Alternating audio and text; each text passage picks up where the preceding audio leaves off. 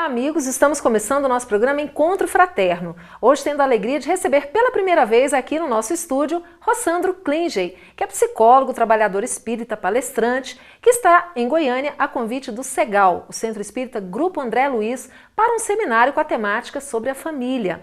Lembrando que este seminário está integrando a programação da primeira Semana Espírita de Goiânia. Você acompanha ainda Calcide Sarroris com o quadro O Evangelho Responde, a dica de leitura da semana com Virgínia Wilson e o Momento Cultural. O programa Encontro Fraterno é o Espiritismo na sua TV. Fique conosco.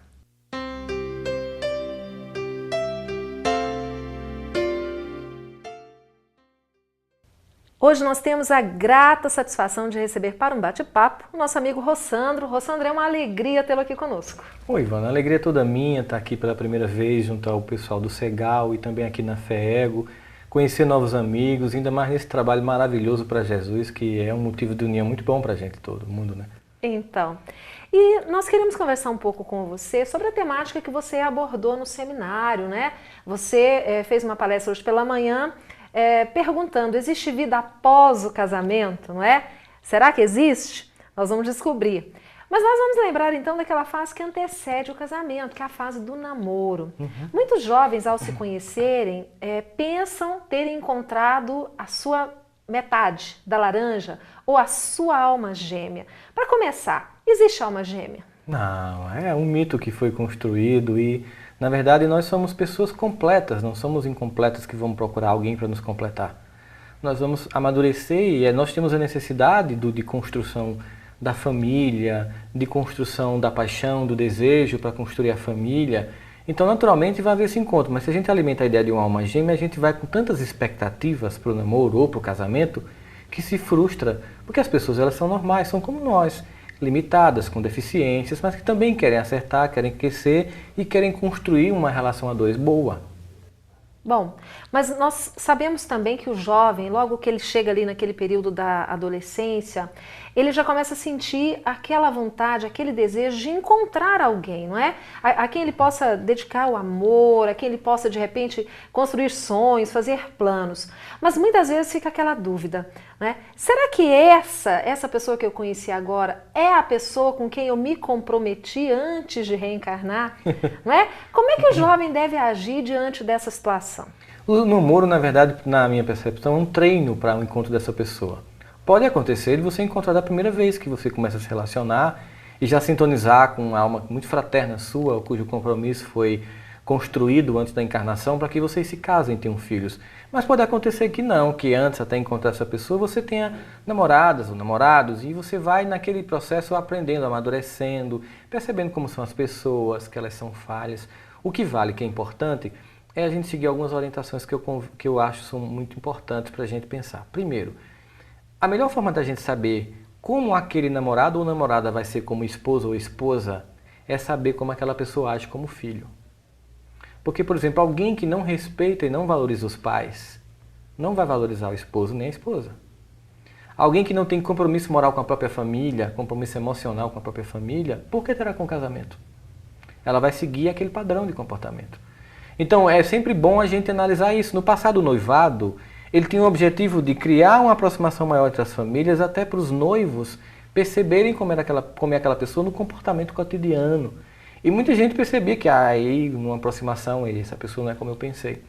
Então, a fase do namoro é importante, é um treino afetivo, a gente vai aprender a se decepcionar, aprender a perder, nós não podemos obrigar as pessoas a gostar da gente tem que desenvolver características de conquistas que vão além da estética, mas também de virtudes, de inteligência, de boa índole, que são de fato o que mantém uma relação, porque a beleza ela atrai, mas ela não mantém nada. Mesmo porque ela acaba com o tempo. Acaba. Como eu disse hoje de manhã, desde que Isaac Newton descreveu a lei da gravidade, tudo cai.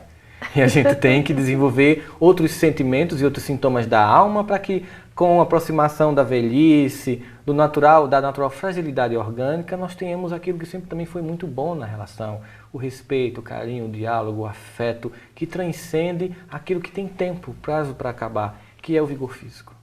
Bom, nós sabemos também que é uma característica bem comum na adolescência, esses sentimentos assim muito exacerbados, exagerados, né? De repente a jovem conhece o jovem e se apaixona e imagina que aquele é né, o último e grande amor da sua vida. E de repente aquilo passa e ela conhece outro. Ou seja, isso faz parte mesmo desse processo de aquisição de maturidade? Faz. A gente, naturalmente, quando você começa, por exemplo, a inclusive sentir as expressões do prazer, você fica muito encantado com aquilo e você acha que é só aquela pessoa que pode lhe proporcionar aquilo e às vezes a pessoa, por outro lado, não é tão eficiente nos outros componentes da relação, como o respeito, a decência, e você fica presa a uma coisa que depois você vai descobrir que aquilo é uma construção a dois, que tem que ter afeto para que aquilo faça sentido.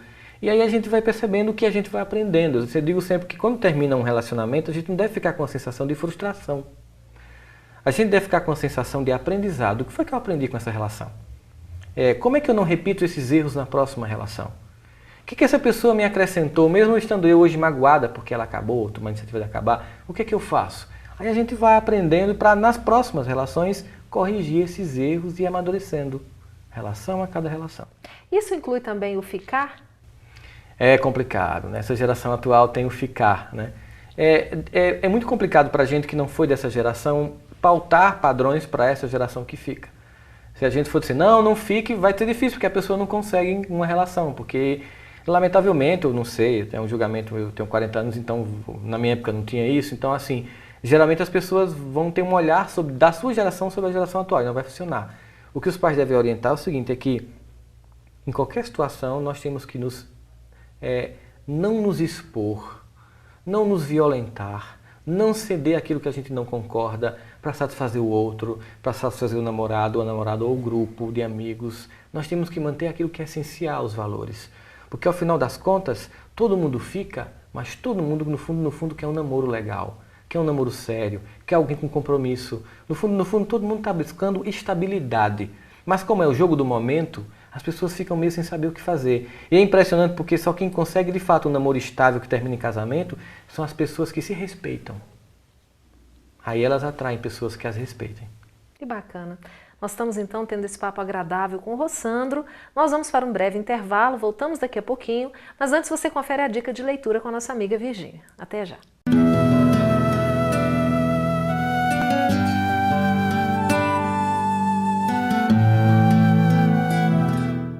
A dica de hoje é do livro Há 2000 anos, de Emmanuel, que relata para nós os primórdios do cristianismo, as lutas valorosas desses irmãos que iniciaram a divulgação da Boa Nova trazida por Jesus. Relata a vida familiar de um grupo de espíritos em expiação e que muitos sofrem durante todo esse período para encontrar a paz.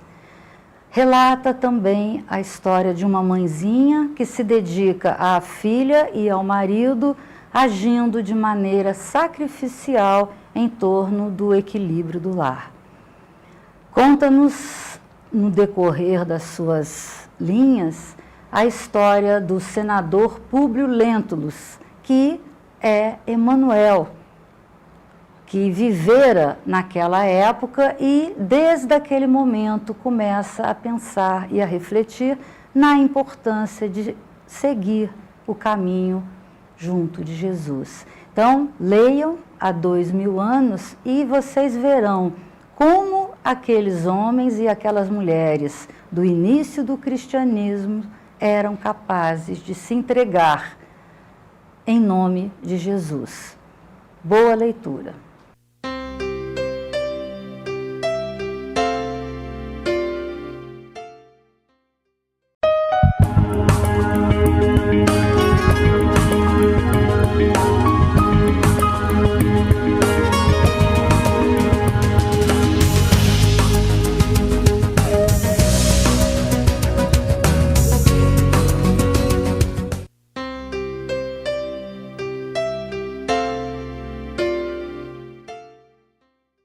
Estamos de volta hoje, tendo a alegria de bater um papo com o nosso amigo paraibano, que está em Goiânia, Rossandro Klingey. Rossandro, nós falamos aí sobre essa fase, né, do namoro, em que as pessoas estão se buscando, tentando encontrar o parceiro. E de repente, né, encontram, ou pelo menos pensam que encontram e partem para o casamento. E aí tem aquele ditado que diz que nós só conhecemos uma pessoa realmente quando nós comemos com ele 1 quilo de sal, não é? É normal que no início das relações, dos relacionamentos, dos casamentos, o casal tenha uma certa dificuldade, aquele período natural para um ajuste daquelas duas personalidades? Sim, é um estresse de adaptação, né? Você vem de uma família, de uma visão de mundo, de uma construção de valores, encontra uma outra pessoa, e essa pessoa também vem desse universo diferenciado e vocês vão construir uma vida a dois. Então, claro que nos primeiros momentos vão ter estresse de adaptação, certas coisas que você não conseguia ver ao longo do namoro, mas que numa vivência mais cotidiana vão surgir, exigindo de ambos tolerância, respeito, propostas de mudança. E entender o seguinte, que tem coisas que podem ser mudadas e tem coisas que não vão ser mudadas. Então, cabe àquele outro cônjuge tentar contornar a situação. Nós ouvimos aí 2 aspectos no que você falou. Primeiro é a questão do egoísmo, né? Quando perguntado para os espíritos, né, sobre a questão da importância da família e o que seria se desfizessem esses laços, seria a recrudescência do egoísmo. Ou seja, porque na verdade a família então é esse espaço onde nós aprendemos a minimizar o sentimento de egoísmo que cada um de nós trazemos, porque quando você diz que eu preciso abrir mão de algo, não é, em benefício do outro, seria então ali o primeiro local onde nós vamos exercitar, não é, a retirada do egoísmo da nossa vida. Sim, sem dúvida. Ali a gente é a pedra bruta que vai ser lapidada e o outro é aquele que vai ser, né, o cinzel que vai nos lapidar e nós ao outro. E não ficar magoado porque o outro faz isso, porque que bom que você está mostrando isso para mim, que bom que você está contribuindo, por que mágoa? Tá, às vezes o cônjuge não sabe fazer a crítica é bem-vinda, a gente tem que aprender a fazer a crítica. Mas a gente tem que entender que não é perfeito, que o outro tem que dizer, olha, eu não gosto disso, eu gostaria que fosse assim, eu não gostei do seu comentário. Mas saber fazer isso na hora certa, no momento certo, não na frente dos outros, no momento em que esteja calmos ambos. Porque quando os dois estão brigando, eles estão emocionalmente sequestrados. Então, cada um quer defender sua razão. Nesse sentido, a família sim é um ambiente de formatação de um caráter mais tolerante, em que eu vou trabalhando o meu sentimento de egocentrismo e de egoísmo para que eu entenda que eu preciso do outro, que é importante na minha vida e que é muito mais fácil a dois. E aí eu vou trabalhando a minha personalidade, vou expectando do outro aquilo que ele pode dar, dou aquilo que eu posso.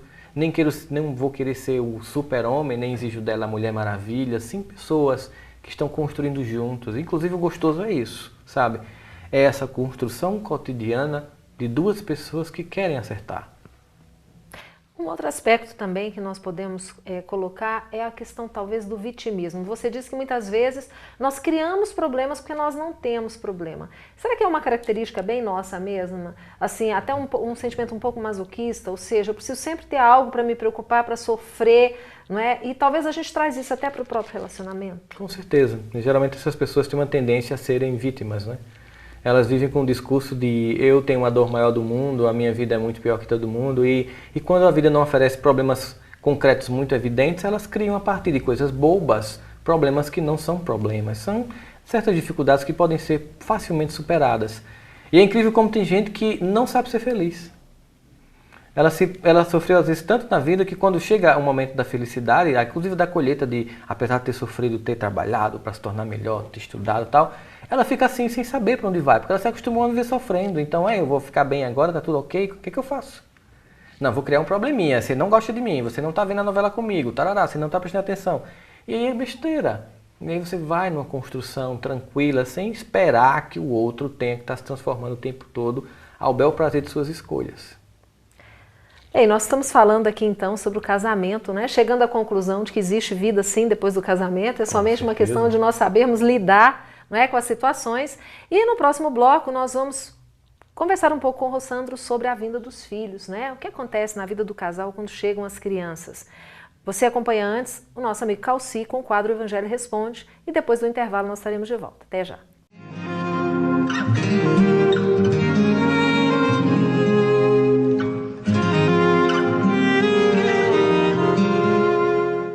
Olá, temos hoje um texto de Lucas, capítulo 12, versículos 16 a 21.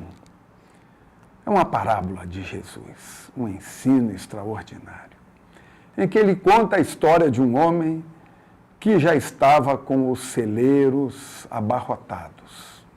Ou seja, já era detentor de enorme quantidade de bens materiais. E o que faz esse homem? Propõe para ele mesmo destruir todos os celeiros que tinha e construir outros maiores ainda, para mais guardar. E diz assim o homem consigo mesmo: então minha alma terá quantidade de bens e reserva para muitos anos. Repousa, come, bebe, regala-te. Mas Deus, ao mesmo tempo, lhe diz: insensato, nessa mesma noite tua alma será reclamada. E as coisas que acumulastes, de quem serão? Jesus nos chama a atenção aí, não para que nós venhamos a ser absolutamente despreocupados com relação à vida material, à nossa profissão, ao cuidado com a nossa família, ao cuidado em termos os bens necessários à nossa existência. A visão de Jesus é outra, muito mais longa. Ele nos fala exatamente da questão espiritual. Pois esse homem aqui da parábola limita a sua vida apenas a quê? Acumular bens. Constrói galpões e mais galpões e mais galpões para acumular aquilo que já lhe é imensamente de sobra. E cada vez mais. O recado é para esses que limitam a sua visão apenas à questão material. Hoje mesmo tua alma será reclamada. Quem de nós pode garantir que não estará desencarnado nas próximas horas? Ninguém. A alma reclamada pode ocorrer em instantes. Ninguém sabe o momento certo, a hora certa.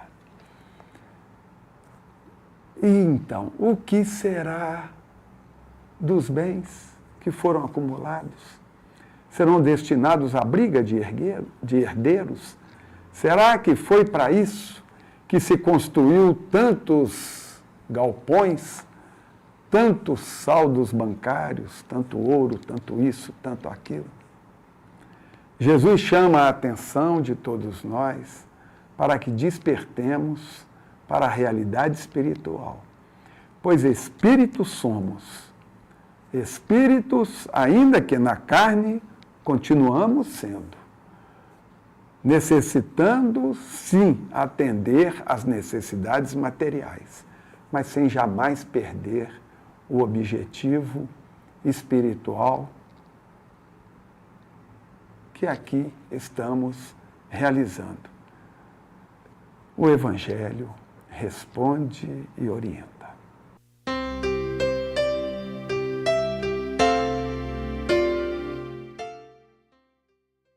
Conheça a Lefé, livraria e editora da Federação Espírita do Estado de Goiás. Menores preços, obras selecionadas, conforto e garantia. Facilidade no pagamento, entrega a domicílio. Venha tomar um cafezinho com a gente.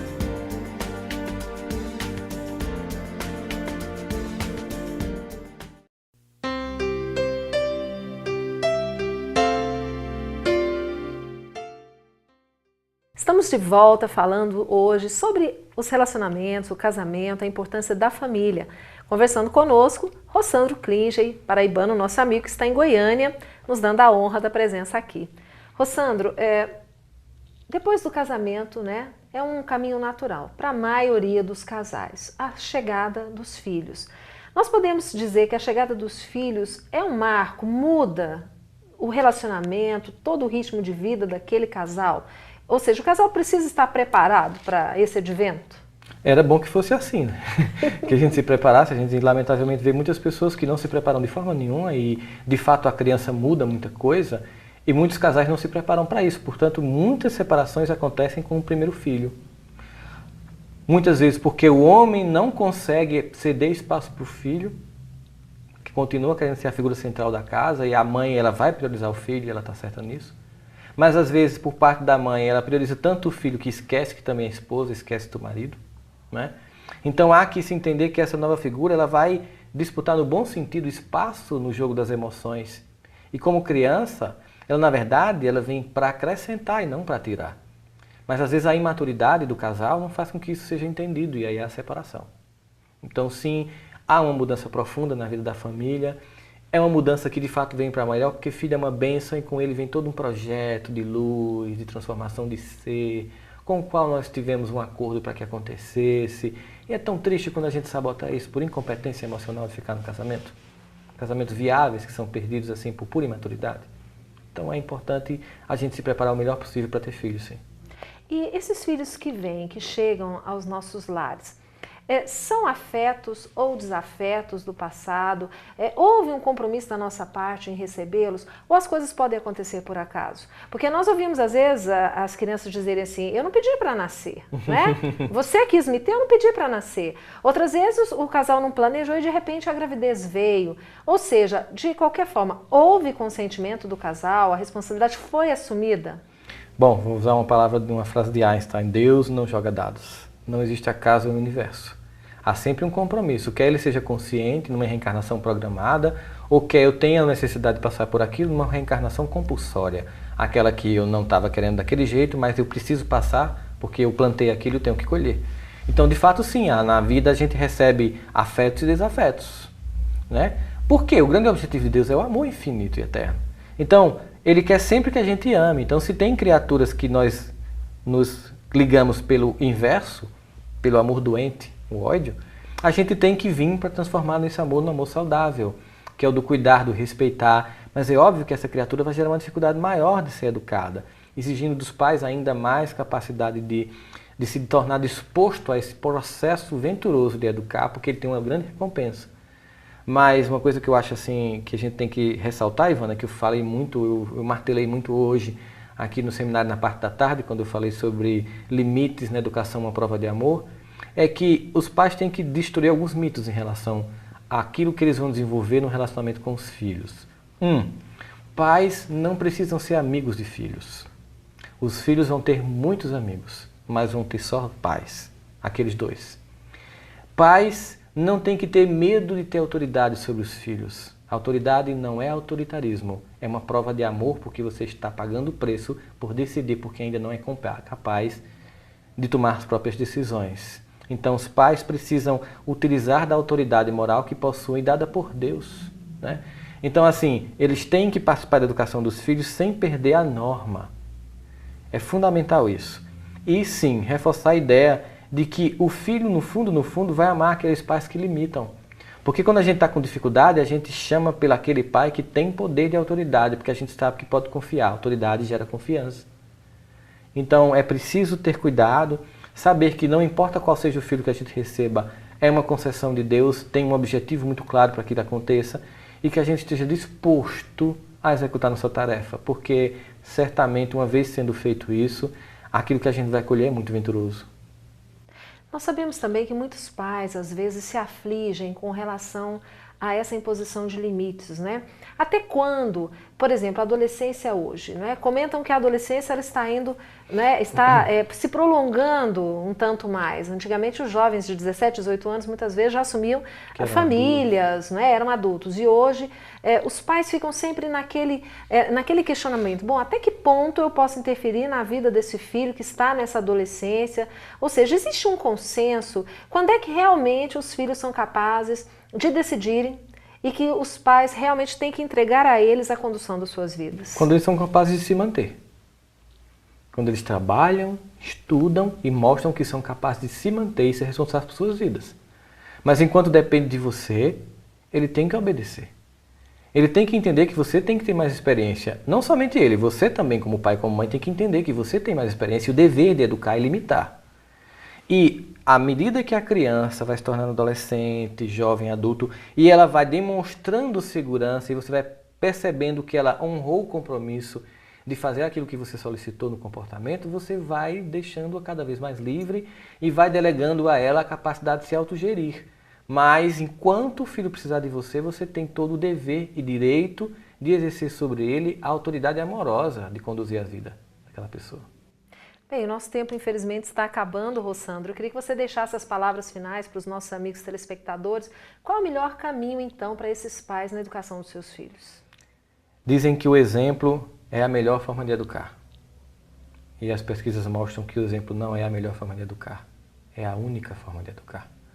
Não adianta a gente preconizar para os filhos valores que nós não temos. Porque eles vão seguir não o que a gente fala, mas o que a gente faz. Jesus, como diz o nosso irmão Haroldo Dutra, ele não é objeto do culto, ele é modelo de comportamento. Se tivermos nele a pauta de nossas existências, buscando sempre segui-lo no comportamento que executamos na nossa vida, nós vamos passar para o nosso filho o que nós temos de melhor. E certamente, você às vezes pode ser uma pessoa desprovida de uma educação formal mais consistente, mas com a sabedoria de um homem ou de uma mulher que soube educar os filhos, você vai provar que pelo testemunho você muda a sua geração. Que maravilha. Muito obrigada por estar aqui conosco. Esperamos que volte outras vezes com certeza. A Goiânia, à Federação Espírita de Goiás e ao nosso programa. Com certeza, Ivana. E aí no Carnaval eu estou aqui no evento com vocês. Vai ser um prazer enorme. É verdade. Quem ainda não fez a inscrição pode aproveitar acessando o site da FEEGO, se inscrevendo para o nosso 29º Congresso Espírita do Estado de Goiás, que acontece todos os anos no período do Carnaval. E no próximo ano nós teremos o Rossandro aqui conosco, para a nossa alegria. Nós agradecemos a você que nos acompanha todas as semanas. Você vê agora o Momento Cultural e logo em seguida nós estamos encerrando o nosso programa. Fiquem com Deus e até semana que vem.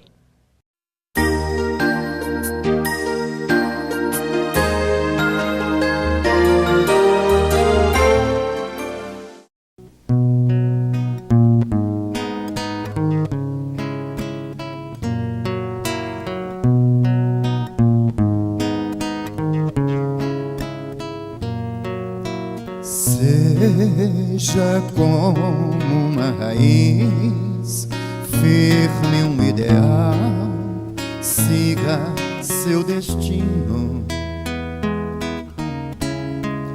Ame a quem puder amar, dê a mão a quem chamar, tire a pedra de você e veja o sol nascer. Pare e faça uma canção, abra o coração que ele ajudará. Veja como é linda a flor, sinta o cheiro do amor, seja irmão do seu irmão. Cristo é o nosso pão. Ser fundo ao mais fundo ser, o desejo do mais débil ser, ter a paz que finge ter, o mais puro inocente ser,